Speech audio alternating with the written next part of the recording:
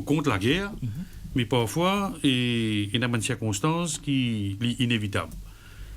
Et je connais des chiffres qui peuvent circuler, la guerre il coûte beaucoup d'argent, il y a beaucoup la vie qui peut aller. Un gouvernement qui opprime sur le peuple, il tue son propre monde, quand il réclame le pain, la démocratie, etc., ça me condamne ça. Parce que c'est un pays extrêmement riche, l'Iran, comme beaucoup de chiffres, la fortune de ces dirigeants-là, il y a à peu près dans les 112 milliards d'euros, une fortune personnelle, ça me trouve ça vraiment, alors que 50% de la population vit au-dessous du seuil de la pauvreté, ça c'est condamnable. Mais c'est aussi condamnable aussi quand il y a un pays qui a une visée, je ne peux pas mettre la démocratie en avant, mais je peux viser surtout une ressource d'un pays, je peux viser sur le pétrole, sur de l'huile, sur le gaz, comment il est arrivé dans le Venezuela, etc.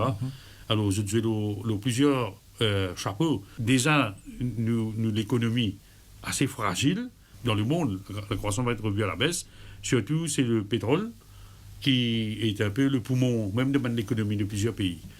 Et nous dire merci, grand merci, nous avons une relation extrêmement privilégiée avec un pays comme l'Inde.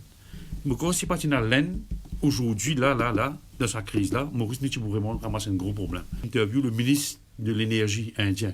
Et la chance qu'il l'Inde est là, il dit que 70% des produits pétroliers de l'Inde et son gaz sortis en dehors du détroit d'Ormuz. Ok.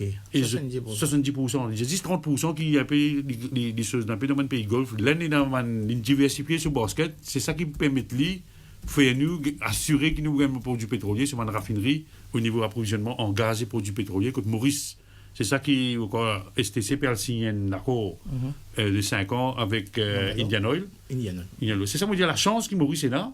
Parfois, nous faisons un faux procès